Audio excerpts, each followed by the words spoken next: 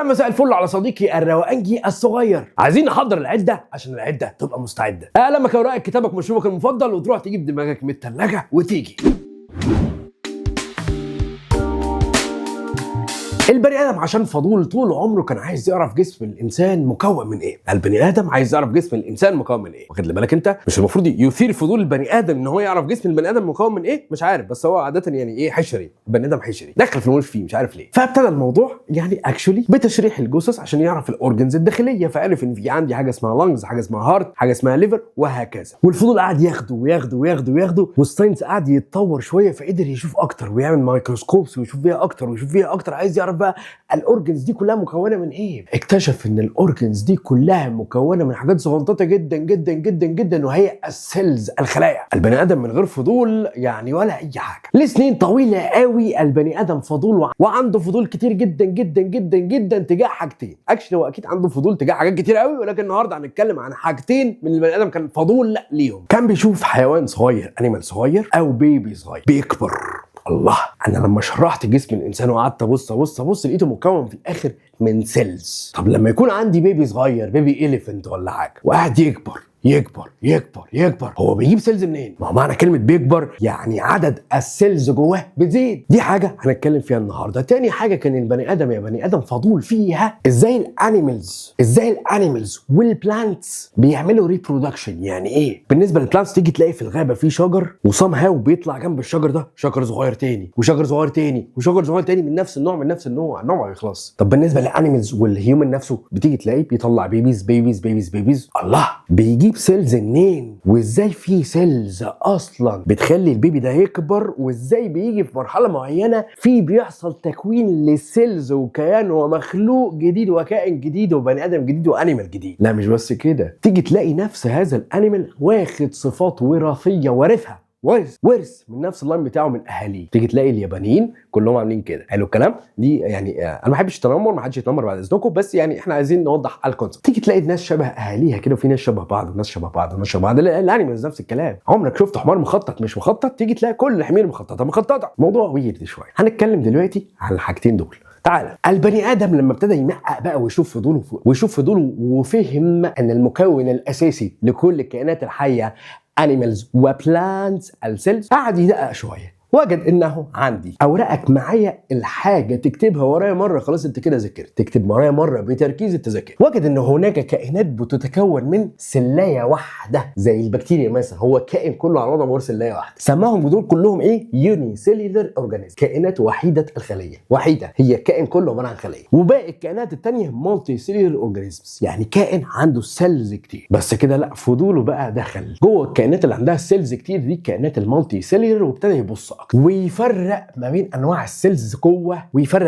السيلز جوه الكائن نفسه. فوجد انه الكائنات اللي عندها مالتي سيلز دي فيها مكونات كتيره، السيل فيها مكونات كتيره، ولكن هناك صندوق اسود، هناك بوكس مغلف بيحمي حاجه مهمه جدا جواه. البوكس ده هو النيوكليس، حاجه كده مغلفه بشيك وبريميوم كده مطبوع عليها.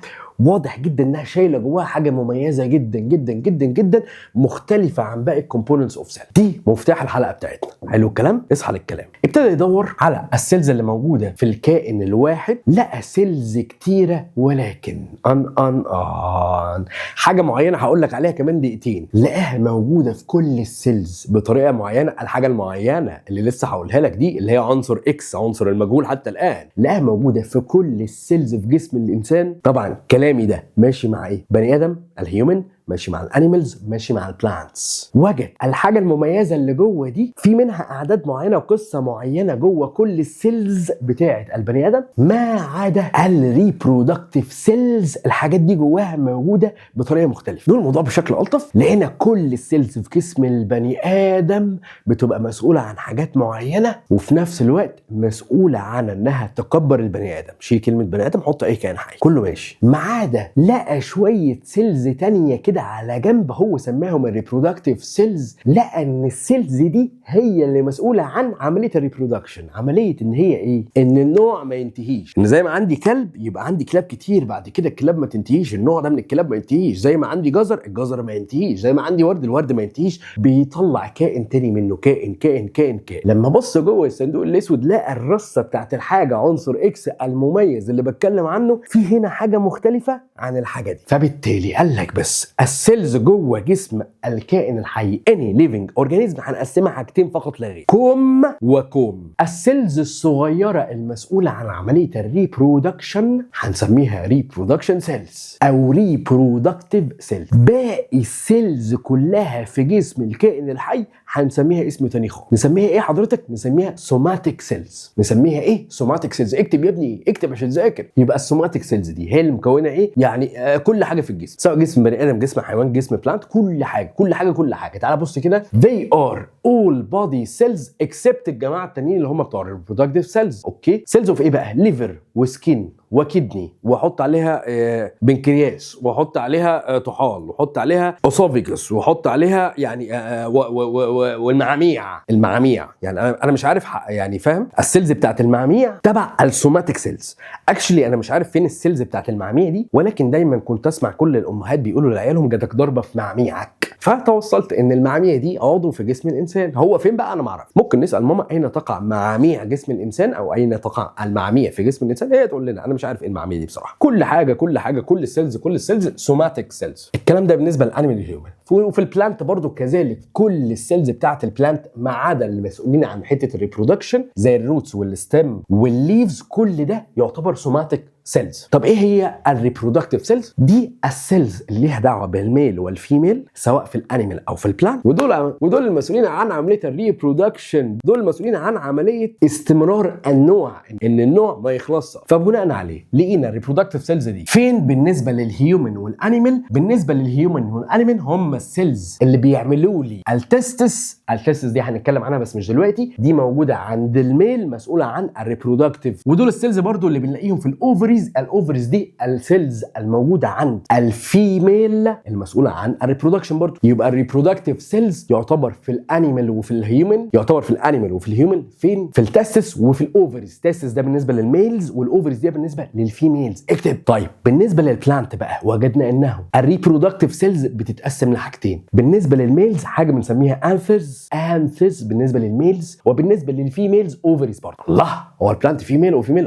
في راجل وست في البلانت.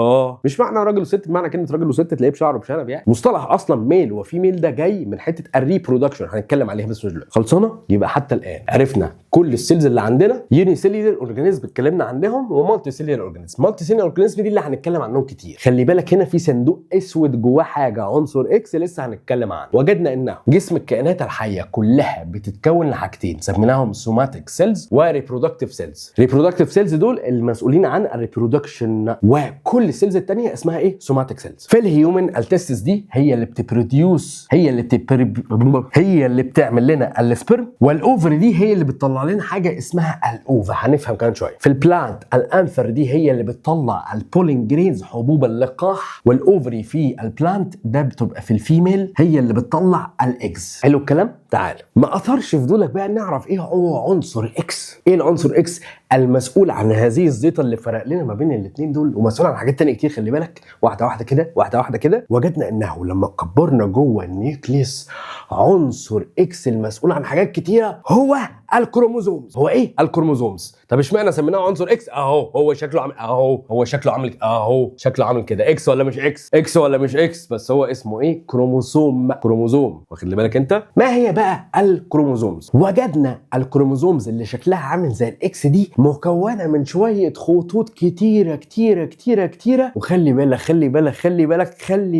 لان احنا عرفنا الكروموزوم ده بيعمل ايه. عرفنا هذا العنصر اللي معموله له نيوكليوس مخصوص، ربنا خلق له نيوكليوس مخصوص تحميه، بيعمل ايه؟ جوه كل النيوكليوس وجدنا في عدد معين من الكروموزوم. الكروموزوم ده يعتبر شفره الكائن الحي نفسه. يعني ايه شفره الكائن الحي نفسه؟ الكروموزوم ده هو المسؤول عن الكائن ده يطلع طويل ولا قصير، تخين ولا رفيع، لون عينيه زرقاء ولا خضراء ولا حمراء، شكل الجلد ولون الجلد. هو المسؤول عن كل حاجه في جسم هذا الكائن الحي كلها تماما، كل حاجه. ده الشفره واكشلي ده السبب ان بتطلع الناس شبه اهاليها. تيجي تلاقي الصينيين واليابانيين كلهم عاملين ازاي كده، يعني فاهم الفكره في ايه؟ ليه عندهم كروموزوم في اليابان كله عباره عن كده، يعني ما بنتنمرش. حلو الكلام، احنا بنفهم بس ما بنتنمرش. فما هو الكروموزوم؟ تعال بص كده الديفينيشن بتاعه. they are threads، تعتبر خيوط like bodies present in cells nuclei، جوه النيوكليس بتاعت السيل.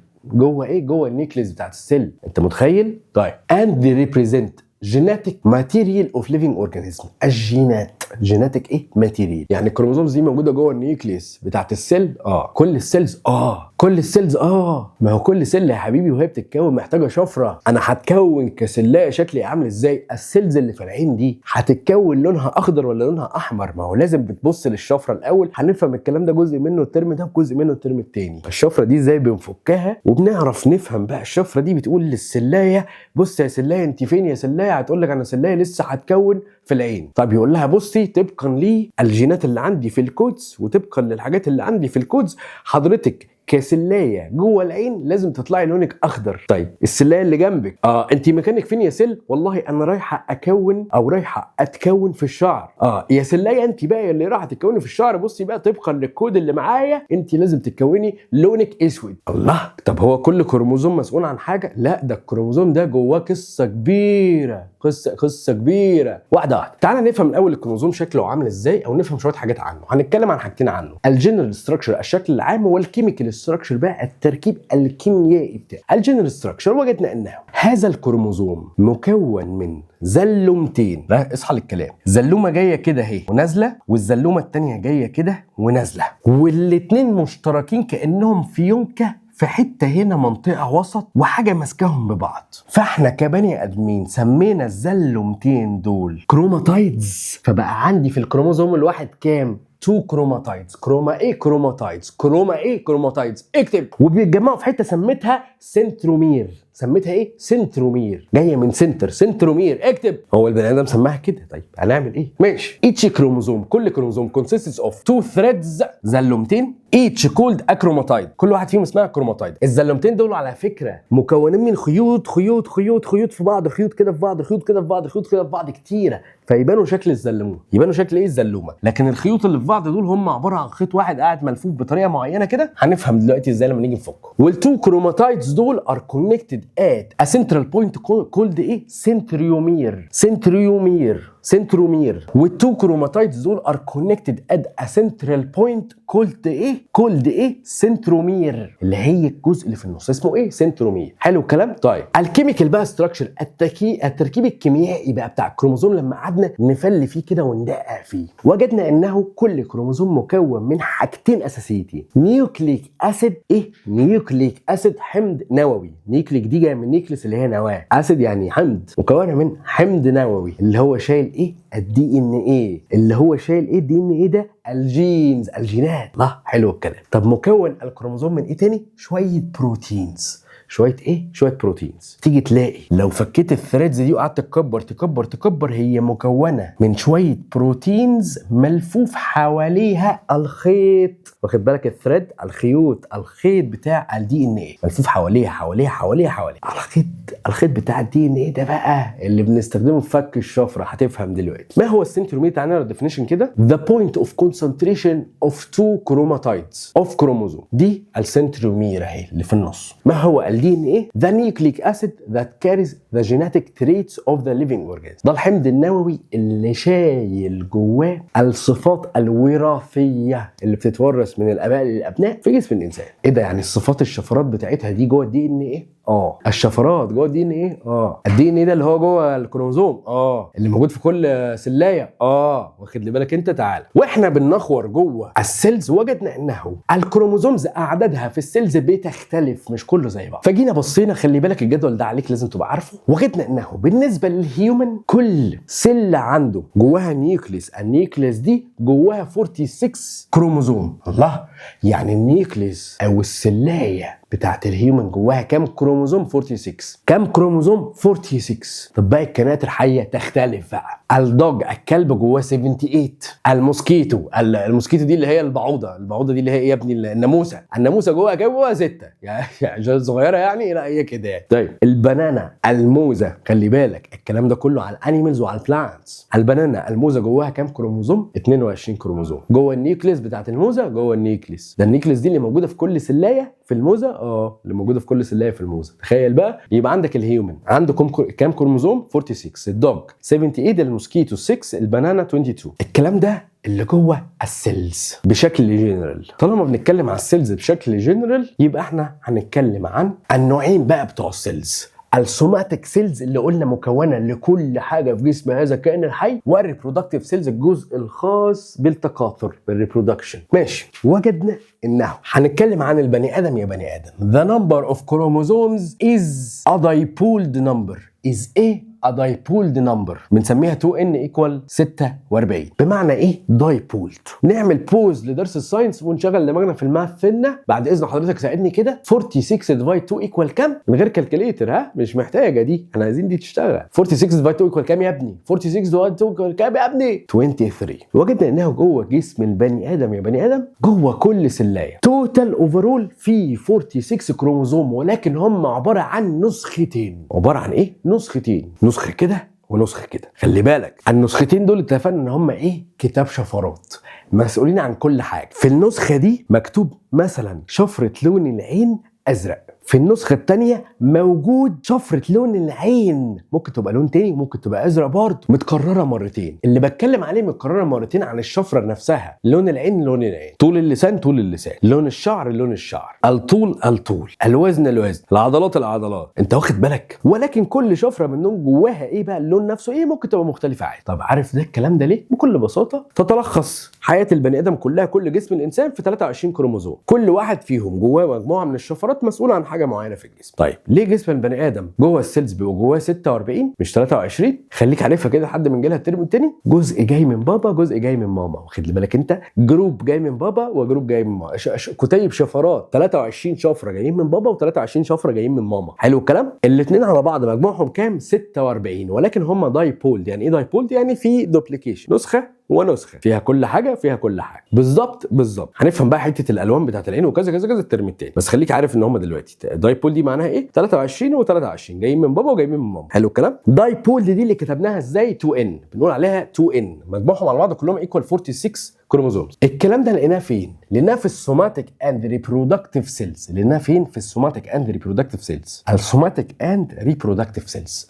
ولكن في الجامتس هتعرف يعني ايه الجامتس دلوقتي. لقينا ان هم 23 كروموزوم بس، ناحيه واحده وهم كام؟ 23 كروموزوم، نص العدد الاساسي. طيب نفهم سريعا دي جايه منين بكل بساطه. هديك برضو خلفاش تبقى فاهم في دقيقه عشان تبقى فاهم. الكروموزومز دي اللي شايله الدي ان ايه اللي هي العوامل الوراثيه، عباره عن كتالوج كده او كتيب شفرات فيه تك تك تك تك حاجات كتيره قوي. ده السبب اصلا اللي انت حضرتك بتاخد شويه صفات من ماما وشويه صفات من بابا، شويه حاجات من بابا وشويه حاجات من ماما. البني ادم تكوينه كله وهو بيتكون، مثلا البني ادم وهو بيتكون تكوينه كله محتاج كتيب شفرات 23 شفره. 23 كام؟ 23 شفره، او اسف مش 23 شفره، 23 كروموزوم شايلين جواهم شفرات. ال 23 كروموزوم فيهم سطر لكل حاجه في جسم البني ادم. حلو الكلام. حضرتك بيجي لك من بابا 23 كروموزوم ومن ماما 23 كروموزوم. بعد كده ايه اللي بيحصل؟ بيحصل حاجه معينه اللي هنتكلم عليها الترم الثاني دي. نشوف بقى الشفرات دي قصاد الشفرات دي كل حاجه فيهم مين اللي يكسب. مثلا بابا جاي معاه، بابا باعت لي شفره ان عيني تبقى خضراء، ماما باعت شفره ان عيني تبقى سوداء. مين بقى هيكسب من الاثنين؟ انا طلعت عيني سوداء، يبقى الكروموزوم اللي جاي من ماما اللي شايل شفره لون العين ده هو اللي كسب، فانا عينيا طلعت ايه؟ سوداء. طب انا بقى لما اجي اتجوز مش باجي ببعت للبيبي ببعت للبيبي الشفره بتاعتي انا. واخد لي بالك انت؟ هل انا ببعت للبيبي الشفره بتاعت بابايا ومامتي؟ لا لا لا لا، ببعت له الشفره بتاعتي انا. طب الشفره بتاعتي انا اللي لما كل جسمي كله كام؟ 23 كروموزوم، 23 كروموزوم. الجامتس دي الحاجه اللي بتتبعت من الميل ومن الفيميل فيها الشفره الخاصه بيهم هم، عشان الميل مع الفيميل ده يبعت شفره ده يبعت شفره يتحط قصاد بعض كده اهو. البيبي هو بيتكون بيعمل عمليه معينه كده، دي اللي هنتكلم عليها الترم الثاني. يشوف انا دلوقتي قدامي اختيارات، انا كلون شعر دلوقتي قدامي اختيارات. انا جاي لي 23 كروموزوم من عند بابا، منهم كروموزوم بيقول لك لون الشعر يطلع اسود، وجاي لي 23 كروموزوم من عند ماما بيقولوا لي لون الشعر يطلع اصفر، انا بقى اللي بحدد من دي ودي لون شعر انا بقى هيطلع عامل ازاي. فتيجي تلاقي السيلز بتاعتي انا شايله كام كروموزوم كل سلايه. اصحى للكلام، شايله كام كروموزوم؟ 46. شايله كام كروموزوم؟ 46. طب لو انا عايز ابعت شفرتي انا بقى لحد تاني او لبيبي تاني، او انا عايز اخلف، ببعت له 23 بس، اللي انا فعلي عليهم، اللي انا فعلي خلاص طبقته. بس ده اللي بيحصل ملخص الموضوع. عشان كده تيجي في كل السيلز بتاعت الجسم اللي هي اتكونت اصلا من الكتالوج القديم، الكتالوجات القديمه بتاعت بابا وماما، تيجي تلاقيها فيها كام كروموزوم؟ 46 كروموزوم. بنسميهم دايبول، يعني متكررين، كل كروموزوم متكرر مرتين، ميجوز كده، بيرز، دايبول نمبر. وبنسميهم برضو 2N. لكن لما اجي ابعت مسج انا بقى عايزه، انا هكون بيبي او هبعت مسج للبيبي، ببعت له الشفرات بتاعتي انا بقى اللي اتكونت، فببعت له 23 كروموزوم فقط لا غير. يعني بكل بساطه تاني عشان الحته دي مهمه وقدر الامكان عايزك تفهمها، مع ان مش عليك معلومات عليها قوي كتير تفهمك. بص، اتفقنا الكروموزوم ده كتيب جواه شفرات، كل شفره فيهم مسؤوله عن حاجه في جسم البني ادم. حلو الكلام. لما بيجي اي ميل وفيميل بيتجوزوا، بتيجي تلاقي كده الميل بعت كتيب الشفرات بتاعه المكون من 23 كروموزوم. ال 23 كروموزوم فيهم شفره لكل حته في الجسم، كل حته في الجسم. يبعت الكلام ده للبيبي. طب بيبعته عن طريق ايه؟ جامت. حاجه اسمها جامت. حاجه اسمها ايه؟ جامد. هنفهم دلوقتي. بيبعت عن طريق حاجه اسمها ايه؟ جامد. ده الرساله اللي جايه في النص. عشان كده السيلز بتاعت الجامد نفسها، ما الجامد ده برضه سيلز حيه، السيلز بتاعت الجامد دي فيها كام؟ 23 كروموزوم. طب الفيميل برضه بتبعت كتيب الشفرات بتاعها اللي بيغطي كل الجسم، في شفره لكل جسم، تبعت 23 كروموزوم فيهم كل حاجه عن الجسم. البيبي بقى وهو بيتكون جواه كوبي من دي وكوبي من دي، فبيتكون جواه في كل سلايه، في كل سلايه 23 كروموزوم و23 كروموزوم. كل سلايه من السيلز اللي احنا سميناها سوماتيك سيلز. لسه اصلا البيبي ده ما كبرش عشان يبقى عنده ريبرودكتيف سيلز، لسه البيبي ده ما كبرش عشان يبقى عنده جامتس. اصلا جامتس دي بتيجي بعد ايه؟ ما البيبي يكبر. البيبي هو بيتكون عنده في كل سلايه 23 و23 كروموزوم، فهم عباره عن تكرار حاجه معموله، كتيب كامل جاي من عند الماما وكتيب كامل جاي من عند بابا. عشان كده بنسميه دايبول. بنسميه ايه؟ دايبول. الكلام ده مش بالنسبه للانيمال بس، انيمال وهيومن وبلانت مع اختلاف الاعداد. طيب 23 و23 اللي هم كام في الاخر؟ اللي هم 46.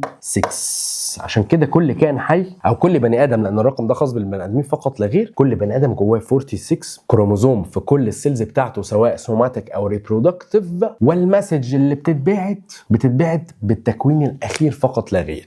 يعني انا حضرتك هطبق الشفرات اللي هنا ولا اللي هنا؟ لا، انت بتاخد واحده. يعني ال 23 كروموزومز دي فيهم شفره مسؤوله عن كذا، الناحيه الثانيه في برضو نفس الشفره المسؤوله عن نفس الحاجه. لو هنا قال لك شعر اصفر وهنا قال لك شعر اسود، حضرتك مش هيطلع شعرك اصفر على اسود، انت بتختار حاجه من الاثنين. لما بتختار حاجه من الاثنين اخترت شعرك اسود. حلو الكلام. فاصبح انت جاي لك رساله من هنا ورساله من هنا، انت مسيفهم عندك، يعني عندك 23 وعندك 23.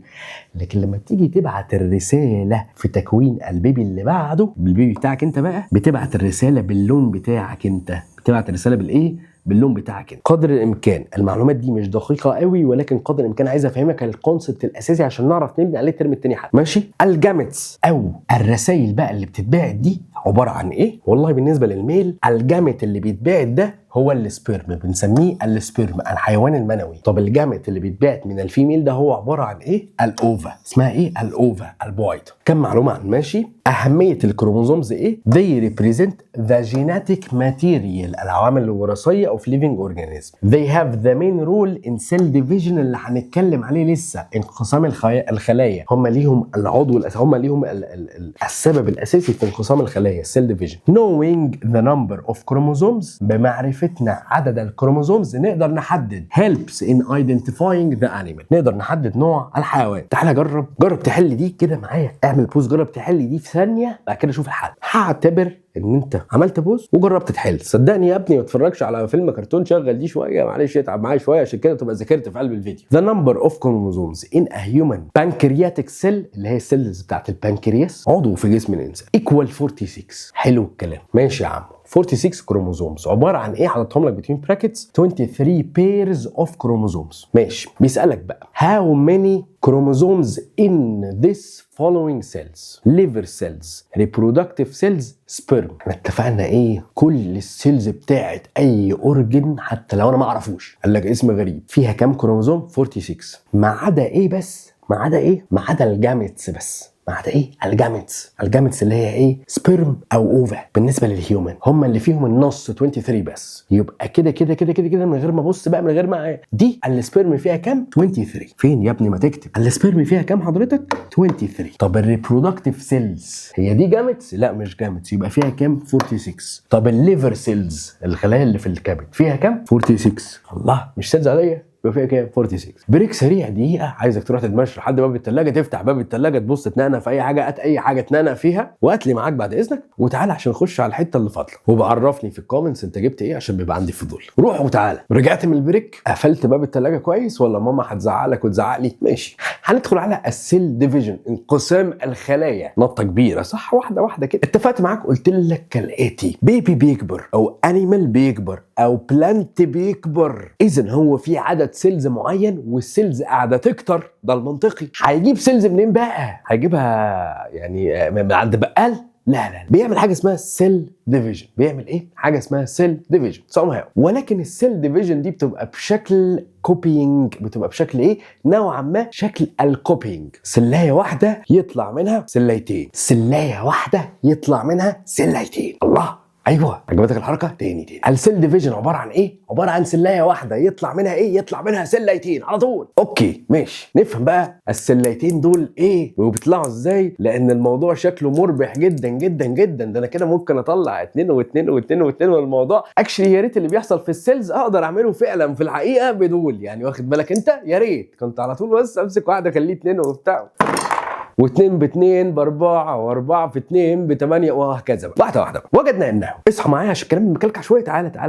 تعالى. انواع السيل ديفيجن بيحصل عندي نوعين. اكتب: الميتوزز والميوزز. ايه ميتوزز وميوزز؟ ايه ميتوزز وميوزز؟ اكتب: الميتوزز ده اللي بنسميه مايوتيك سيل ديفيجن، دلعه ايه؟ ميتوزز. مايوتيك سيل ديفيجن دلعه ايه؟ ميتوزز. ده بيحصل فين حضرتك؟ هذا النوع ما بيحصلش غير في السوماتيك سيلز، بيحصلش غير فين؟ في السوماتيك سيلز. طيب الميوزز اللي هو ايه؟ مايوتيك سيل ديفيجن، دلعه ايه؟ ميتوزز. دلعه ايه؟ ميتوزز. اكتب: ده ما بيحصلش غير في الريبرودكتيف سيلز لما تيجي تطلع جاميتس، واخد بالك انت؟ طب هقول لك ليه. طب وانا هقول لك ليه على دي دلوقتي. طب ما تيجي ناخد دلوقتي الميتوزز وبعد كده اقول لك الميوزز. الميتوزز بتحصل ليه الاول حضرتك؟ هي لو تفتكر بقى قلت لك السوماتيك سيلز دي بتكتر امتى؟ لو البلانت مثلا بيكبر او الكائن الحي ده ماله بيكبر. يعني ايه بيكبر؟ يعني عايز كوبي بيست من نفس السلايه اللي عنده ولكن اكتر شويه بقى.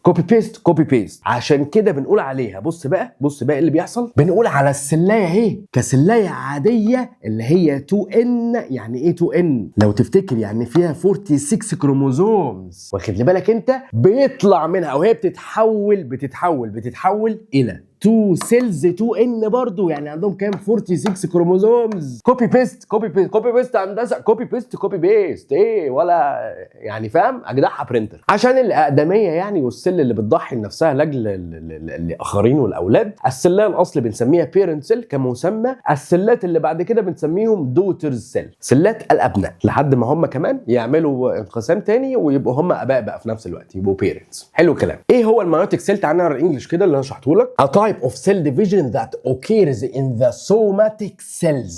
somatic بس at which the cell divides into 2 new somatic cells. Each of them contains the same، اصحى للكلام، the same number of ايه؟ chromosomes. the same number of ايه؟ chromosomes اللي هو كان 46 of the parent somatic سيل. طيب دي بتحصل فين حضرتك؟ سوماتيك سيلز اونلي. بص كم مره هقولها لك، سوماتيك سيلز اونلي في الانيمال وفي الهيومن، زي الليفر والسكن والكدني واي عضو في جسم الانسان عادي، اي حاجه ما عدا الريبرودكتيف سيلز، هي حاجه ما عدا ايه؟ الريبرودكتيف سيل. وفي البلانت سيل بتحصل في الليفز وفي الستيم، اي حاجه ما عدا الريبرودكتيف سيلز برضه، اي حاجه ما عدا الريبرودكتيف سيلز. اهميتها ايه؟ زي ما قلت لك بتستخدم في الجروث اوف ليفنج اورجانيزم، حاجه بتكبر، دامج دي سيل كومبنسيشن، التعويض عن الحاجات السيلز اللي حصل لها دامج، زي مثلا السكين. لو حضرتك اتعورت معناها ان في سيلز حصل لها دامج. بيحصل ايه في الواوا؟ بيتكون عليها قشره كده اهو، ويعاد تكوين سيلز تانية عن طريق الديفيجن مكانها. ده ريبيرنج. حلو الكلام. يبقى ده حصل ازاي؟ مايتوزز. حلو الكلام. اخر معلومه خليها على المشي لحد ما نجيلها في الليسون اللي جايه، completing the asexual reproduction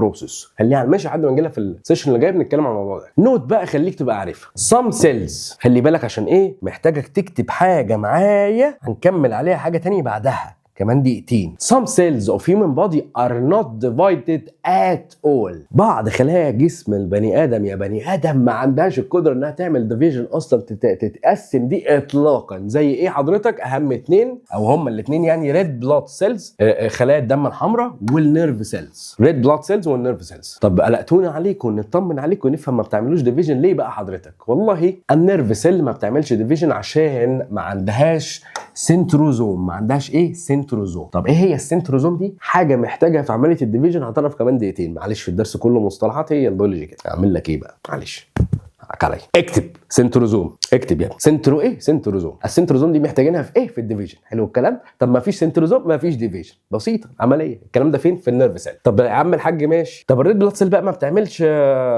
ديفيجن ليه؟ والله ما بتعملش ديفيجن عشان دي اصلا ما عندهاش نيوكليس من الاساس. حلو الكلام. الريد بلاد سيلز ليها وظيفه معينه، ودي السيلز الوحيده تعتبر اللي ما عندهاش نيوكليس في جسم الانسان. اعتقد في سيلز ثانيه اعتقد. حلو الكلام. تعال انا بحاول ابسط لك المواضيع والكلكعه قدر الامكان، لان الصراحه يعني الدرس ده من ضمن الحاجات اللي لما تعمل ريسيرش عليها في تفاصيل كتيره قوي، جزء كبير قوي من البيولوجي في الدرس ده اصلا، واخد بالك انت. ولكن هو مديك شويه عناوين اساسيه كده لوحدها مش هتفهمك 100%، بس انا بعمل ايه؟ بحاول اديك حاجات تانية تفهمك حواليها، وبحاول ابسط لك الحاجات اللي في النص عشان تبقى فاهمها وهاضمها وتبقى ايه؟ فهمان مش حافظها. هرجع افكرك ان ده الكتاب، والكتاب موجود كده كده على الويب سايت، وموجود كده كده على البلاتفورم على المنصه. تقدر تخش تنزل الدرس بتاعك PDF فور فري. لو انت لسه مش معانا على المنصه حتى الان فايتك كتير. لو بتكتفي بفيديوهات اليوتيوب بس فايتك كتير جدا. لو مش معانا بقى على جروبات الواتساب ففايتك كتير كتير كتير كتير كتير، بالذات في المراجعه اللي احنا داخلينها بعد حاجه صغنطه جدا. فور اكزامبل كتاب المراجعه موجود فين وهتجاب ازاي وكذا وكذا وكذا، والخطه بتاعت المراجعه هنعمل ايه وهتجاب ازاي. ده الكلام اللي بيتقال على الواتساب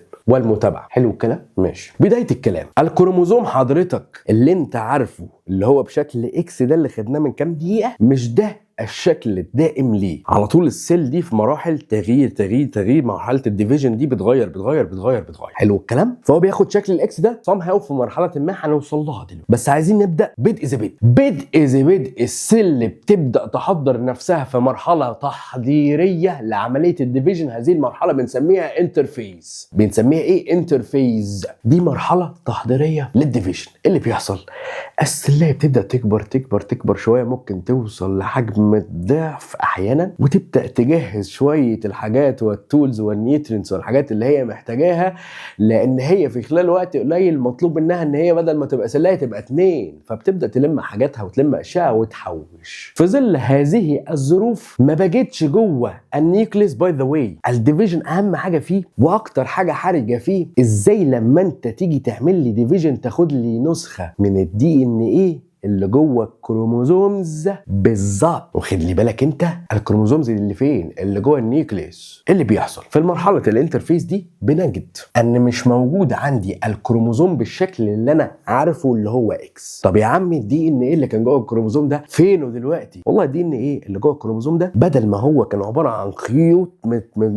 معموله كده تريكو وداخله جوه بعضها وعامله لي شكل الاكس، بيبقى مفكوك عشان اقدر اخد من حته منه كوبي بيست بالظبط. ما هو لو ملعبك لك كده البتاع، ما هو انت الكروموزوم بشكل الاكس ده بيبقى فيه ايه؟ بيبقى فيه الخيوط كلها بتاعت الDNA معموله كده، وبعد كده يشكلها لك على شكل اكس ويقول لك خد. طب انا عايز كوبي بقى، فبحتاج اعمل ايه؟ افرد واحده كده على الاخر. افرد لي الDNA ده كده واحده. افرد يا عم عشان اقدر اخد حته اعمل منها كوبي. حلو الكلام. ماشي. الDNA بقى والكودز والشفرات بتاعتنا وهي مفروده وجاهزه انها تدخل في السيل ديفيجن بيبقى شكلها عامل ازاي؟ خيوط من الDNA بنسميها كروماتين ريتيكولم. بنسميها ايه؟ كروماتين ريتيكولم. اكتب ولا بنسميها ايه؟ كروماتين ريتيكولم. حلو الكلام؟ اوكي، اصحى للكلام. في ظل هذه المرحله التحضيريه للسيل ديفيجن وانقسام السيل، بتبدا الجيناتيك ماتيريال اللي جوه الدي ان ايه، اللي جوه هذه الخيوط الرفيعه تتكوبير. يعني ايه؟ يعني تتكوبير، يبقى موجود منها 2 كوبيز. هي كانت واحد، يبقى موجود منها كام؟ 2 كوبي، ولكن كل حاجه تانية ستيل زي ما هي. حلو الكلام؟ حلو الكلام. بيبقى عندي ايه بقى؟ بص اللي هركز لك ليه، عندي طبعا كل حاجه تانية زي ما هي، ولكن هركز لك على حاجتين محتاجينهم في عمليه السيل ديفيجن. الحاجتين دول هم عباره عن ايه؟ سنتروزومز، اللي قلتها لك من كام دقيقه. اسمها ايه حضرتك؟ سنتروزومز. اكتب يا ولا كلها مصطلحات لطيفه. يبقى اهم حاجه ركز بقى في الكلام عشان ايه ما تتوهش مني، واكتبها نوتس كده. اهم حاجه حضرتك في الانترفيس ده بيحصل حاجتين. اهم حاجه حضرتك عشان ما تتوهش مني في الانترفيس اللي بيحصل، الكروماتين ريتيكولم ده بيحصل كوبي للدي ان اي ماتيريال. كوبي، نسختين. كل دي ان اي ماتيريال في منه ايه؟ نسختين. دي الحاجات اللي مكونه للايه؟ الكروموزوم. دي الحاجات اللي مكونه لايه حضرتك؟ الكروموزوم. واخد لي بالك انت؟ بيحصل منها 2 كوبيز. طيب، ثم بندخل على مراحل السيل ديفيجن وانقسام الخليه الفعلي بقى، اللي هي تتكون من 4 مراحل. 1 برو فيز، 2 ميتا فيز، 3 انا فيز، 4 وانت فيز، تيلي فيز، 4 تيلي فيز. انا حابب اعتذر جدا عن هذه الالاشات، ولكن معلش يعني بعض من المزاح يخفف من حده الموقف، يعني معلش حقك عليا. قالش مهندسين بقى، نمسك كل فيزه واحده واحده. اول فيز البرو فيز، يبدا ايه حضرتك بقى اللي يبدا اللي يحصل؟ بص، الكروماتين ريتيكولم، الكروماتين ريتيكولم ده انت حضرتك، الكروماتين ريتيكولم يبدا يعمل كوندنس، يتكثف. يعني يبدا يعمل كوندنس، يبدا يتلكلك كده جوه بعضه، بدل ما هو كان مفروض كده، واخد لي بالك انت، يبدا يتلكلك تاني، ويعمل لي شكل الاكس بتاع الكروموزوم اللي انت عارفه. بدل ما هو كان رفيع وطويل عشان اعرف اكابير، خلاص كابيرت يا عم الحاج. فايه اللي يحصل؟ يبدا يعمل كوندنس، تك ويرجع لي تاني بشكل الاكس اللي انا عارفه. ده يبدو اكس، مش اكس قوي، بس انت فهمت الفكره يعني. حلو الكلام. طيب، ثم ايه اللي يحصل؟ اهو appears in the form of double strings chromosome، بيبان في شكل الدبل سترينجز كروموزوم اللي انت شفته في الاول. طب ايه اللي بيحصل تاني حضرتك؟ النيوكليوس كما نعرفها والنيوكليير ممبرين بتاعها disappears. الله، اكتب يا ولا اللي بيحصل. النيوكليوس، السيل عامله كده، كان جواها صندوق اسود قوي جدا وحصين جدا اسمه النيوكليوس، بيحمي حاجات جواه. هذا الصندوق اللي بيغلف الحاجات اللي جوه يختفي، تبقى السلايه بلا نيوكليس، بس الحاجات اللي جوه موجوده كده، بس السلايه نفسها مالها بلا نيوكليس، سلايه يتيمه. اكتب يا ابني الستبس واهم البوينتس عشان ما تتوه. فاكر السنتروزومز لما قلت لك اكتب الحاجتين اللي ما كانوش موجودين في النيرف سيل، فبناء عليه ما بيعرفش يعمل سيل ديفيجن؟ السنتروزومز. حلو الكلام. بيبدا ايه اللي يحصل؟ بيبدا يطلعوا كانهم نبات بيطلع روتس كده، بيطلعوا خيوط سبندل فايبرز. بيطلعوا ايه؟ خيوط بنسميها ايه؟ سبندل فايبرز. اكتب سبندل فايبرز are formed extended between 2 poles of the cell. السبندل فايبرز دي لما بتطلع، اصحى معايا بقى للكلام اهي، بتطلع شكل هذه الخيوط بالشكل ده. وايه اللي يحصل حضرتك؟ مبدئيا كده يبدا يتحرك يوصل لحد التو بولز فوق وتحت. ثم ايه اللي يحصل؟ يطلع منهم سبندل فايبرز، تطلع واحده تمسك كل كروموزوم. يعني يطلع عندك، تطلع واحده من هنا تمسك الكروموزوم ده، واحده من هنا تمسك ده، واحده من هنا تمسك ده، واحده من هنا تمسك ده. بس لا، ويطلع لك واحده من هنا تمسك ده برضه، وهنا تمسك ده برضه، وهنا تمسك ده برضه، وهنا تمسك ده برضه. بص ماسكه منين؟ من النص. واخد بالك انت ماسكه منين؟ من النص. وبيتسنطروا كده بحيث ان هم يبقوا الاتنين بعاد عن بعض. ده اللي بيحصل كده. انا خلصت اخر البروفيز، الفيز المجعلصه فيها شويه تفاصيل كتيره. يبدا اللي يحصل بعد كده في الميتافيز، يحصل حاجه بسيطه صغنطاطه. بدل ما الكروموزومز محطوطه بطريقه عشوائيه كده تايهه جوه السلايه بطريقه عشوائيه، احنا قلنا حتى الان كده ايه، مفيش نيوكلير ممبرين اصلا، مفيش نيوكليس، ده كل ده في قلب السلايه نفسها. تبدا بقى الكروموزومز دي تتسنتر على خط واحد في نص السلايه بالظبط. الكلام ده بيحصل فين؟ في الميتافيز. تتسنتر فين؟ على خط واحد في نص السلايه بالظبط. ثم ايه اللي يحصل حضرتك؟ نخش على الفيز اللي بعدها، الانافيز. حلو الكلام، تحس انها فيز تناكه قوي في نفسها. ما علينا، اللي هو هتسمي نفسك ايه؟ هسمي انا فيز اصلا، يعني مش محتاج اسمي نفسي حاجه، مش هعرف نفسي انا فيز. معلش سهران ومدروخ شويه. خلي بالك الخيوط ماسكه فين في النص، الخيوط ماسكه فين في النص، يعني النص بتاع اي كروموزوم ممسوك بخيط كده وممسوك بخيط كده. واخد لي بالك انت؟ ده الكروموزوم كمان عارفه، اللي هو الكلام اللي هو واخد لي، اللي هو واخد لي ايه، واخد لي شكل الاكس كده. اللي في النص ده بقى اللي هو ممسوك منه، هو انا كبرتها قوي كده اهي. اللي في النص ده اللي هو ممسوك منه اللي هو ايه؟ اللي هو السنترومير. طب ودول كان ايه؟ كان ده كروماتايد لوحده وده كروماتايد لوحده. يبدا في الفيزه الثالثه بتاعتنا على الانافيز اللي يحصل السنترومير يتقسم نصين. ما هو ده بيشد وده بيشد، الاثنين بيتشدوا عكس بعض. في كل الكروموزومز يبدا السنترومير هوب يتقطع بالنص. الموضوع اشبه بيه حضرتك يعني جايب خياره وخياره ولازقهم بشريط في النص كده، بيتشدوا من هنا ومن هنا، فالخياره هتتبعد عن خياره، الشريط هيتقطع في النص ويتفصل. السنترومير اوف ذا كروموزوم سبليت هيتقسم into two halves، فبناء عليه الكروماتايدز سيبريت عن بعضها، هيبقى كل كروماتايد لوحده. طب بعد كده الخيوط دي عارف ايه اللي بيحصل لها؟ السبريندل فايبرز دي تبدا تكش تكش تكش تكش تكش. طب هي لما بتكش ايه اللي بيحصل؟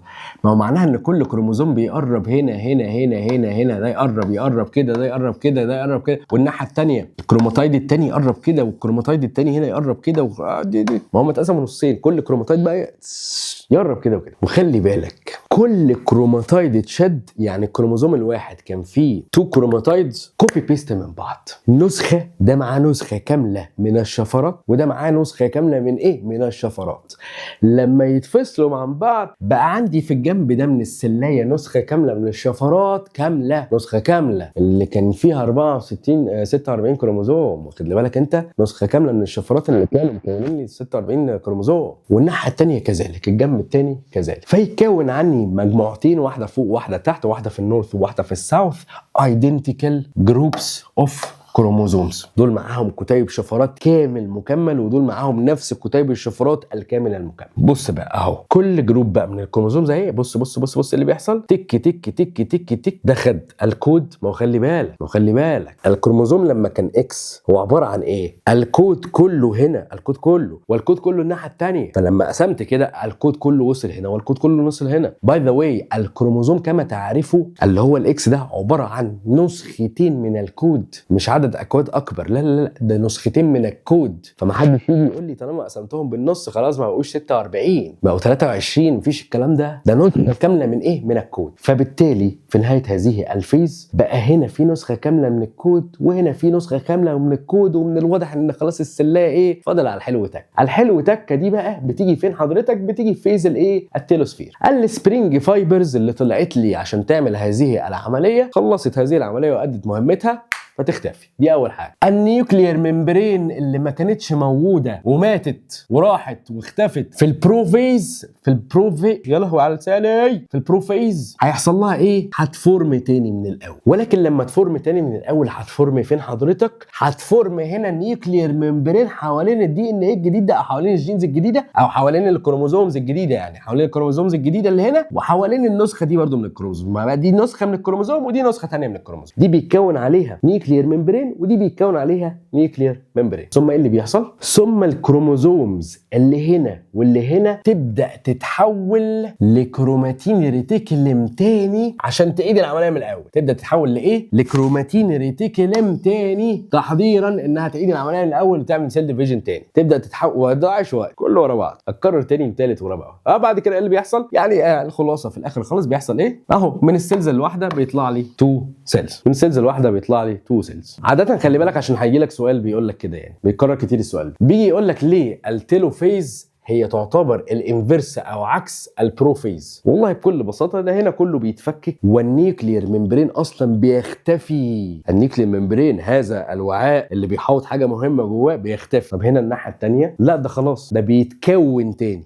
واخد لي بالك انت؟ طيب السبندل فايبرز بتطلع هنا عشان تقدر تقفش الكروموزوم وتبدا تقسمه وهكذا. هنا السبندل فايبرز مالها بالديسابير. حلو الكلام؟ اوكي، حته مكلكعه لان فيها مصطلحات كتير محتاجه حضرتك تبقى قاعد على رواقه وبتكتب ورايا، مفيش نقاش في الموضوع. واعتقد هتتفرج على الحته دي تاني وتالت عشان تثبتها وتذاكرها، وفرصه ما تكسلش وما تفقدش دلوقتي الشغف. خلصها دلوقتي، عيدها تاني، هما كام دقيقه، عيدها تاني تاني تاني تاني لحد ما تثبت في دماغك. خلص الموضوع. تعال نبص كده، ممكن يسالني هنا يجي يقول لك ايه سؤالين برضو من الحاجات اللي بتتكرر، حاجه خبيثه كده عشان تبقى فاهم وفيها معلومه على هامش. ليه التيلوفيز از كولد ادفيرس فيز؟ is called ايه adverse phase؟ adverse phase دي يعني معناها الكيسه المعكوسه او الكيسه اللي بتعكس. adverse يعني عكسي. هقول له ببساطه as the changes that occurs in telophase، التغيرات اللي بتحصل في التيلوفيز دي are adverse او عكس to that occurs in prophase، وده منطقي. طيب لو حب يرخم ويجيب لك حاجه كده من على اطراف الفطيره او على اطراف المنهج او معلومه كده ما اتقالتش بشكل دايركت، ممكن يسالك سبندل برضو جيف ريزون، يقول لك السبندل از فورمد، السبندل اللي هي الخيوط دي is formed from centrosome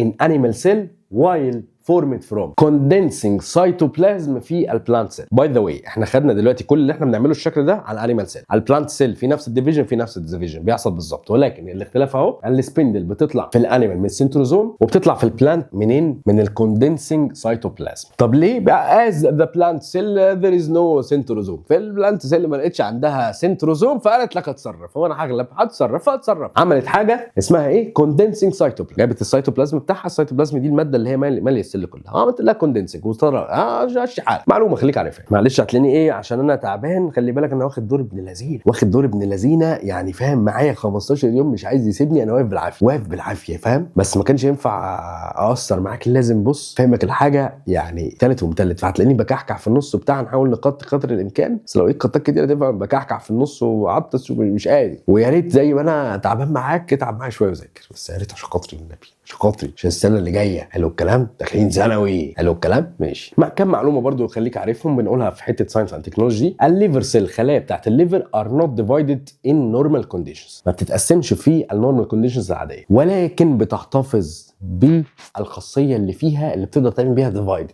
retains the ability to divide under certain circumstances، في ظروف معينه. طيب الظروف دي اللي هي ايه؟ زراعه الكبد، liver transplanting، liver transplant. بعد الشر على الناس كلها، لو في حد الكبد بتاعه مصاب يجي متبرع، المتبرع ده بيتاخد منه جزء من الليفر بتاعه، طبعا مش اي حد، لازم يكون حد مناسب وفصائل الدم وقصه كده كبيره، بيتاخد جزء من الكبد بتاعه بيتزرع في المريض اللي الكبد بتاعه بايظ، يبدا الكبد بتاع هذا المتبرع يكبر فيه هذا الجزء تاني، السيلز تعمل ديفيجن وتكتر عدد السيلز وتكبر الجزء اللي انت خدته ده، وفي نفس الوقت الجزء اللي انت خدته ده يبدا عدد السيلز يكبر يكبر يكبر يكبر ويكون ليفر كامل لهذا الشخص. فكده من ناحيتين الدنيا تبقى مظبوطه. بريك سريع دقيقتين بعد اذنك، هتروح لحد باب الثلاجه، تفتح باب الثلاجه تدور على حاجه غير الحاجه اللي جبتها في البريك اللي فات، تجيبها تقرأت فيها وتعالى. وخلي بالك لو ما قلتليش في البريك اللي فات رحت جبت ايه، يبقى المره دي هتقول لي حاجتين، رحت في البريك الاول جبت كذا، اكتب لي في الكومنتس، يلا اكتب لي في الكومنتس، عندي فضول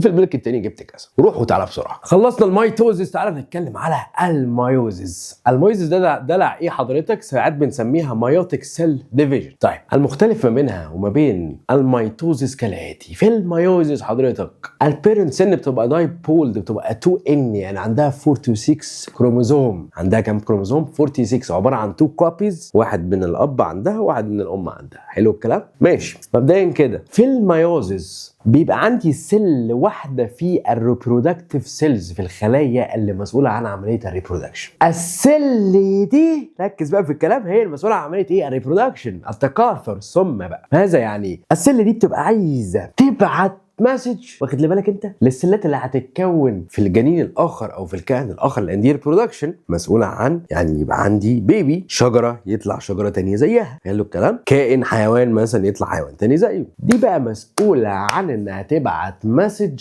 جوه المسج دي في الشفرات بتاعتها. شفت يا جماعه اليابانيين كلهم بينزلوا عاملين ايه؟ عاملين كده صح؟ عاملين ايه؟ عاملين كده، مش عايزين نتنمر يعني، ولكن ده معناها ان هم جواهم شفرات اللي اتفقنا بتبقى جوه الكروموزومز، واخد لي بالك انت. الشفرات دي لازم بتروح عشان كده حضرتك في الميوزيس كل واحده بيرنت سيل من الريبرودكتيف سيلز بيحصل لها سبليت اخر المشوار، يحصل لها سيل ديفيجن اخر المشوار، بتبقى 4 سلات ولكن كل واحده فيهم ان واحده بس. يعني ايه؟ يعني كل واحده فيهم فيها 23 كروموزومز فقط لا غير، وده اللي انا محتاجه. حضرتك لما بتيجي في الريبرودكشن بتبعت 23 كروموزوم بس. ال 23 كروموزوم دول فيهم كل حاجه عن جسم البني ادم، فيهم كل حاجه عن جسم البني ادم. طب ال 46 كان فيهم ايه عشان تبقى فاهم؟ ال 46 كان في السيلز الاساسيه جاي فيهم 23 جايين من الاب و23 جايين من الام. 23 كلهم بيتكلموا على نفس الجينز، هنفهم الكلام ده ترم تاني، ولكن واحد الجين الفلاني ده عند الاب بيقول عليه لونه ايه؟ ازرق. طب عند الام بيعينها لونها ايه؟ اخضر. دلوقتي انا كسل هبقى كائن جديد، هحتاج من عند الاب 23 كروموزوم بس، من عند الام 23 كروموزوم بس. الميوزيس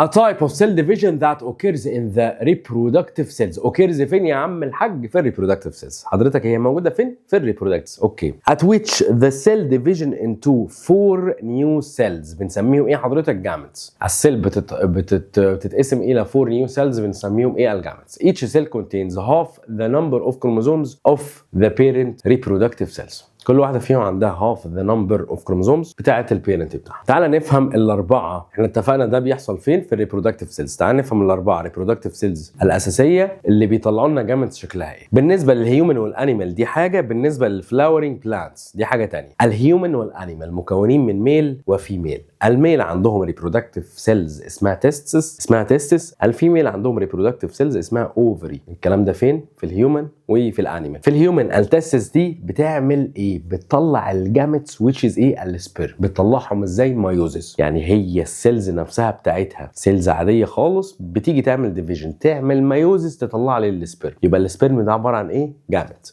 السبيرم فيه كام كروموزوم؟ 23 كروموزوم. طب التستس نفسها السيلز بتاعتها فيها كام كروموزوم؟ 46 عادي. حلو الكلام؟ ماشي. نفس الكلام بالنسبه للاوفري في الفيميل، بتطلع جاميتس وهي الاوف. طيب بالنسبه للفلاورينج بلانتس، بالنسبه للبلانتس برضو بتبقى ميل وفيميل. الميل في البلانت الميل ريبرودكتيف سيلز اسمه انثر، الفيميل ريبرودكتيف سيلز اسمها اوفري. برضو في شبه ما بينها ما بين انيمالز. الانثر ده بيطلع الانثر ده عنده 46 مش 46 كروموزوم بس، يعني دايبولد. حلو الكلام؟ الانثر نفسه بيبقى دايبولد لان البلانت بيختلف عددها، ولكن هو بيطلع بولين جرين، حبوب اللقاح دي اللي تعتبر من الجاميتس. يبقى الانثر نفسه يعتبر 2N، عنده العدد كامل، ولكن البولين جرين دي ان بس، عندها نص العدد او عندها العدد اللي هي محتاجاه فقط لا غير. برضو نفس الكلام بالنسبه للفيميل بتاع البلانت. الاوفري دي الريبرودكتيف سيلز نفسها، ولكن لما بتيجي تعمل سيل ديفيجن بتطلع ايجز او اوفيوم. بتطلع ايجز او اوفيوم، يبقى الايجز او اوفيوم في الحاله دي هي الجاميت. عندك الاربعه ريبرودكتيف سيلز: تستس، اوفري، انثر، اوفري. الاربعه جاميتس: سبيرم، اوفا، بولين جرين، ايجز او بنسميها اوفم. اوكي تعال نشوف الفيزز اوف ميتوز. باي ذا واي الميتوز ما بتحصلش مره واحده، يعني ايه؟ بتاخد مرحلتين عشان تحصل. واخد بالك انت؟ الميوزيس بتاخد مرحلتين عشان تحصل. كده زي اللي فات، الكلام هنا مش هيبقى جديد قوي. before starting meiosis السيل passes through ايه؟ الانترفيز. السيل passes through ايه؟ الانترفيز، مرحله تحضيريه. هذه مرحله مالها؟ مرحله تحضيريه، دي اسمها مرحله الانترفيز. واخد بالك انت؟ دي ما تعتبرش من مراحل الميوزيس ولا الميتوزيس ساعتها، دي مرحله مالها تحضيريه بنسميها انترفيز، مع ان بيحصل فيها حاجات مهمه لكن تحضيريه لسه بتديناش نتقسم. طيب حتى الان احنا زي الميتوزيس. طيب الاختلاف بقى هنا، الميوزيس حضرتك بتحصل على فيرست مايوتيك ديفيجن ثم سكند مايوتيك ديفيجن. السيلز بتتقسم مره ثم اللي هيطلع بيتقسم تاني. ده اختلاف ما بين الميوزيس والميتوزيس. حلو الكلام؟ ولكن تيجي بقى تلاقي حلاوه الموقف. في الفيرست مايوتيك ديفيجن بيحصل ايه؟ فيرست مايوتيك ديفيجن فكل حاجه فيها بنسميها 1 ما بين قوس كده اهو. الستبس هي 4 ستبس. بروفيز المراحل هي 4. البروفيز ولكن المره دي بنسميها بروفيز 1، ميتا فيز 1، انا فيز 1، تيلو فيز 1. وخلي بالك لازم تبقى انت فاهم ان ده في الميوزيس، لان ممكن يجي يسالك التيلو فيز 1 دي فين؟ ميوزيس ولا ميتوزيس؟ لازم تبقى فاهم ان طالما ذكرت 1 يبقى انا بيحصل عندي الانقسام ده مرتين، الديفيجن ده يحصل مرتين، ده ما يحصلش غير فين؟ مرتين الميوزيس. حلو الكلام؟ تعال نمسك بقى واحده واحده نفهم ايه اللي بيحصل. اصحى بقى للكلام. اول مرحله بروفيز عندنا ايه اللي بيحصل؟ اصحى معايا كده، اصحى معايا. حتى لما مفيش حاجه جديده، كروماتين ريتيكولم كوندنس اند ابيرز ان between the chromosomes. الكروماتين اللي قلت لك ده شايل فيه الدي ان ايه كله اللي كان المفروض عشان يعمل كوبينج وعمل كوبينج في الانترفيز، واخد بالك انت، بيكوندنس بيتلكلك تاني كواير مع بعضه كده او كخيط مع بعضه عشان تاخد ويدي لك شكل الكروموزوم اللي انت عارفه اللي هو الاكس. ولكن هنا الغريب اللي بيحصل، الكروموزوم ار ارينجد المره دي، بتترتب بالمره دي في شكل بنسمي هذا الشكل homologous بيرز. يعني ايه هومولوجيس بيرز؟ هومولوجيس بيرز يعني ايه المرات لو عندي كروموزوم واخد لي بالك عامل كده اهو اهو اهو اهو اهو، بيجي واحد عليه تاني ويبقى عامل كده بالظبط. الله، يعني ايه واحد عليه تاني وعامل كده بالظبط؟ يعني واحد بيلزق فيه، يعني الاتنين على بعض عشان يبقى دول عباره عن بير على بعض لازقين في بعض، دول عباره عن بير لازقين في بعض، وايتش بير فيهم جواه 4 كروماتايدز. 4 ايه؟ كروماتايدز. عشان كده بنسميه تتراد. بنسميه ايه؟ تتراد. افهم بقى الكلام، اصحى للكلام. هفكرك حاجه تانية لطيفه، كنت بقول لك كالاتي: كل سلايه بتبقى شايله 23 كروموزوم و23 كروموزوم، 23 جايين من عند الاب و23 تانيين جايين من عند الام، ولكن الاثنين اللي هنا واللي هنا شايلين نفس الشفرات، نفس الجينز. بمعنى ايه؟ ال 23 كروموزوم، كل كروموزوم ده عباره عن شفره جواه سطور كتير جدا، كل سطر بيعبر عن حاجه. ففور اكزامبل ال 23 كروموزوم بتوع الاب كل سطر فيهم بيعبر عن حاجه، سطر لون العين، سطر لون البشره، سطر لون الشعر. نفس الكلام بالترتيب هنا قصاده اللي جاي من عند ماما، لون العين، لون البشره، لون الشعر. خد كل ده، كل صفات الجسم الداخليه والخارجيه. المره دي لما بيترصوا كده بيترصوا 23 كروموزوم بيرز، كل بير ليه دعوه بالتاني. يعني ايه؟ يعني بيلزقوا بيرز 23 كروموزوم على بعض، كل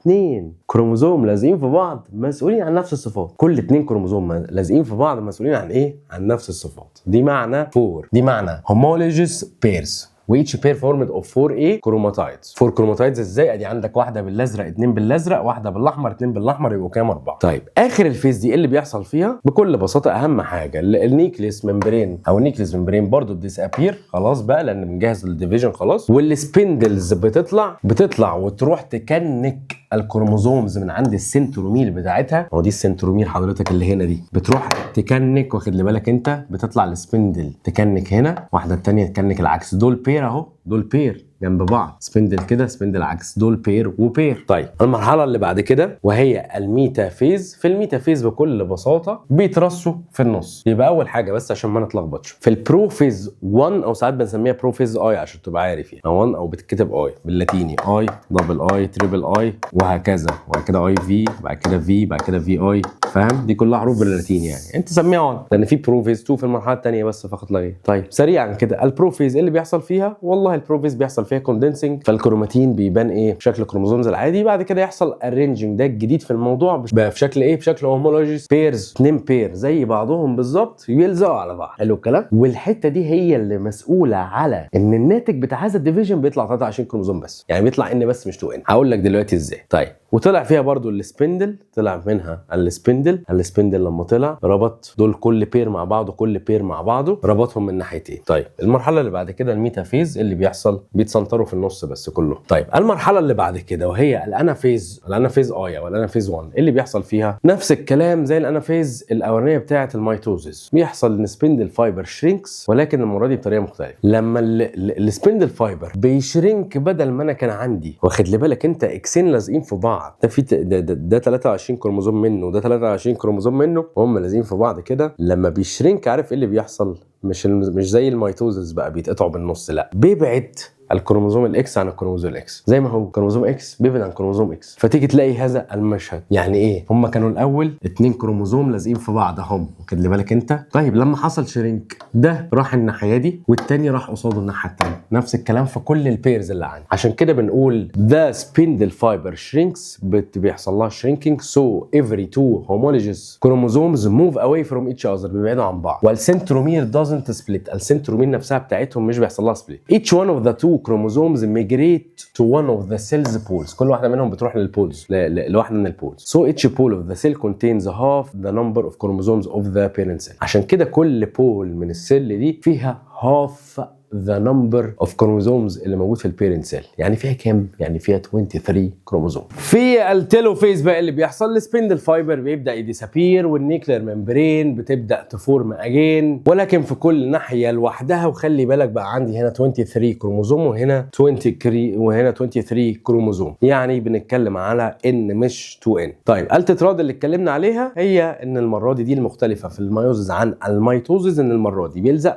تترادوا مع بعض. يعني ايه؟ الجين والجين بيلزقوا، الكروموزوم والكروموزوم بيلزقوا على بعض. They are arrangement of homologous pairs. homologous pairs يعني pairs زي بعض، واحد جاي من الاب وواحد جاي من الام. of chromosomes where each pair consists of 4 chromatids. يبقى البير الواحد ماله عنده 4 chromatids. طيب الكروسنج اوفر فينومينا دي فينومينا بتحصل حضرتك في البروفيز بتحصل في بروفيز 1 بتاع الميوزس. هي عباره عن ايه؟ خلي بالك حاجه بسيطه قوي. الكروسنج اوفر بص بقى somehow بتيجي اي حته عشوائي من الانر كروماتايدز، الكروماتايدز اللي جنب بعض. عارف ايه اللي بيحصل؟ بيتقطعوا، واخد بالك؟ بيجوا على بعض كده، يتقطعوا ويبدلوا بعض، بيتقطعوا ويبدلوا ايه؟ ويبدلوا بعض. الكلام ده بيحصل فين؟ في الميوزس. وعاده بيحصل في البروفيز اي او البروفيز 1، بيحصل في الميوزس. طيب الغرض منها ايه؟ خلي بالك الغرض منها دي حاجه رهيبه جدا. كل جامد طالعه، اتفقنا ان الكلام ده بيطلع لي جامدز، كل جامد طالعه بتبقى شايله شفرات مختلفه، واخد بالك؟ يعني مثلا الجماعه اليابانيين كلهم عاملين كده، ولكن مش شبه بعض في كل حاجه. ليه؟ على طول الجامدز تك بيتغير، فما بيبقوش شبه بعض في كل حاجه. تيجي تلاقي برضو كل واحد فيهم فيه ليه شعر مميز، ليه كذا مميز ما بينهم وما بين بعض. ما تجيش تيجي تلاقي الواد شبه ابوه بالملي ولا البنت شبه امها بالملي، مفيش الكلام ده. على طول بيبقى فيه ميكسنج كده للصفات من هنا ومن هنا. crossing over phenomena the phenomena that takes place at the end of the prophase I or prophase 1 and in which some parts of the two inner chromatids of each tetrad are exchanged to produce new genetic arrangement. خلي بالك الجزء اللي بيتغير ده عايزك تبقى فاهم. شايف الجزء ده والجزء ده؟ الجزء ده جواه سطور كود وده جواه سطور كود. هتيجي تلاقي هنا بص كالاتي، السطر ده فيه مثلا لون العين ما بين قوسين يبقى بني، لازم السطر اللي قصاده ده خلي بالك فيه لون العين برضو بس ما بين قوسين اخضر مثلا. السطر اللي بعده ده فيه المناخير كبيره، السطر اللي بعده الناحيه الثانيه تيجي تلاقي المناخير صغيره، هنا تيجي تلاقي السطر ده يا عم الصفه هنا وهنا واحد، ده القصد. يعني كل سطر الصفه هنا وهنا واحد، بتختلف في المحتوى بتاعها بقى. يعني اول صفه دي بتقيس لي كذا هنا وهنا، او تاني صفه بتقيس لي كذا كذا، دي ايكوال كام هنا بحاجه وهنا بحاجه، مش ماشي. اهميه الكروسنج اوفر فينومينا دي الامبورتنس بتاعتها variation of genetic traits. يبقى في variation في genetic traits among the members of the same species. It contributes in exchange of genes. بتغير الجينز that carry genetic traits between the two homologous chromatids. طيب ليه الميوتيك سيل ديفيجن بنسميها ريدكشن ديفيجن؟ ممكن تجي لك give reason بكل بساطه as the produced cells contain half the number of chromosomes of the parent cells. بالنسبه بقى للسكند مايوتيك ديفايس، ركز بقى للكلام. المايوتيك ديفايس بيحصل لها كالاتي: البيرنت سيل كانت 2 n، فيرست مايوتيك ديفايس اوبا بقت n وn. طب سكند مايوتيك ديفايس كل n من دول بتتقسم تاني، تبقى نتين تاني زي بعض. حلو الكلام؟ يبقى واحده واحده كده. الموضوع هنا لطيف جدا. ليه؟ لو ده الانبوت كله يعني واحده 2 n، الاوتبوت في الاخر خالص بيبقى 4، كل واحده n واحده، يعني 23 كروموسوم بس. طيب الصعب في الموضوع على الفيرست مايوتيك ديفيجن لان هو مختلف عن الميتوزز. الميوزز ده مختلف عن الميتوزز، خلاص فهمناه، ده بيطلع لي ان وان. طب السكند مايوتيك ديفيجن بقى شبه الميتوزز بالظبط. ليه؟ ما هو ان طلعت لي 2 ان وان طلعت لي 2 ان، فمفيش فيه اي صعوبه. Each cell of the two cells resulted from the first meiotic cell division is divided in a way similar to meiotic cell division. The final phase, telophase 2 بقى of the division, 4 cells gametes are produced and each of them contains half the number of chromosomes of the parent cell اللي في الاول خالص. طيب نمسك الموضوع بكل بساطه. البروفيز بقى، بس المره دي بروفيز 2 ميتافيز 2 انا فيز 2 تيلوفيز 2، واخد لي بالك انت؟ برضو نفس الكلام، نفس الخطوات بالظبط بتاعه الميتوزيس. كوندنسنج، تبدا النيوكليس تتشال حضرتك، يبدا يطلع السبندلز دي، تطلع الخيوط دي تمسك في الكروموزومز، وبعد كده يتسنتر الكلام ده، تطلع الخيوط دي تمسك في الكروموزومز، وبعد كده تتسنتر في نص السلايه، بعد كده يحصل شرينكينج للخيوط دي، فكل نص كروموزوم يروح مع نفسه في حته، ثم يبدا السلايه الواحده تتقسم الى 2 سيلز يتكون لهم نيوكليس مختلف بتتقلب بقى، واخد لي بالك انت، في التيلوفيز 2. كام حاجه كده نظري محتاجين نعرفهم. حاجه زي التيومر ده يعتبر نوع من انواع الكانسر، وده يعتبر كالاتي. بص التيومر بقى، الكانسر عباره عن ايه؟ سلايه المفروض بتعمل ديفيجن بطريقه معينه عشان تطلع لك سلايتين واثنين وكذلك بشكل منطقي وعاقل والجسم محتاج. التيومر ده بيبقى السيلز بتعمل ديفيجن من غير كنترول خالص، تك تك تك تك الاعداد عايزه تكبر. ده نوع من انواع الكانسر. كانسر occur when the body cells are divided continuously without controlling the mass resulting from this division is called the tumor of cells. المثل اللي بيطلع لي من الكلام ده التيومر بتاع السيلز. دكتور مصطفى السيد دي معلومات ممكن تسال فيها. The Egyptian scientist discovered a way to detect the cancer cell and kill them by using nanomolecules of gold. بيقتلهم عن طريق nanomolecules of gold. طيب نعرف نستخدم النانو تكنولوجي ازاي؟ عن طريق حاجتين. Discovering cancer disease ازاي بقى؟ Loading proteins with nanomolecules of gold. بنحط في البروتينز nanomolecules of gold and injecting them into the patient blood. وبنحطهم في البيشنت blood. These molecules pass through the blood and attach on the cancerous cells. بتلزق في الخلايا اللي فيها كانسر surface to monitor it through the microscope. الخلايا دي بتلزق في السيلز بتاعت الكانسر فقط لا غير. فحضرتك لما تيجي تحت الميكروسكوب تقدر تحدد فين السيلز بتاعت الكانسر اللي لازق فيها النانو بارتكلز اوف جولد. في التريتمنت بقى بتاع الكانسر by using nanomolecules of gold focusing laser to the nano gold molecule. انت طالما قادر تحدد فين النانو جولد موليكيولز دي اللي هي مشاورك على السيلز بتاعت الكانسر، بتحط ليزر بقى على النانو جولد موليكيولز دي present on the cancer cells اللي لازقه على الكانسر سيلز. These absorb the light and converts it into heat to burn infected cells. بالطريقه دي بتقدر النانو بارتكلز دي بتمتص الليزر وتحول هذه الانرجي بتاعته اللايت انرجي دي الى هيت انرجي بتحرق السيلز المصابه فقط لا غير by using developed microscope that penetrate the cancer cell and explode them. بيبقى في حاجه زي ميكروسكوب كده فيه شحنات مفجره بيتوجه ناحيه السيلز وبيقدر يفجرها. درس حلو ولطيف ولذيذ عدى عليا انا بصعوبه جدا لاسباب معينه، ولكن درس لطيف. شد حيلك شويه وعايزك رايق، صدقني روقان ده حاجه ممتازه تنفعك كتير كتير كتير كتير. حاول تبقى رايق قدر الامكان، اهم من اي حاجه تانية في دنيتك. challenge yourself and good luck.